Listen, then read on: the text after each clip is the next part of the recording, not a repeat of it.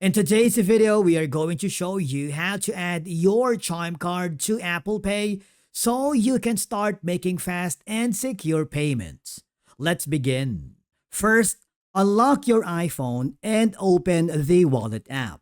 Once you're inside, tap the plus button on the top corner because this is where you'll add your Chime debit card and click the continue button. Now from here, all I have to do is find your Chime debit card, and before you can click the continue button, make sure you're using your Chime Visa debit card and that it's active. Okay, so you need to get all of the information such as your routing number, account number, because that is needed when you add the Chime debit card to your Apple Wallet.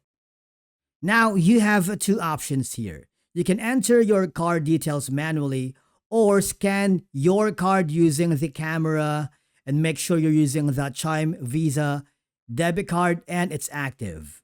Once verified, your Chime card will be successfully added to Apple Pay. And of course, you can now use it for in-store payments, online purchases, apps, and subscriptions because Chime works with Apple Pay for contactless payments and digital purchases.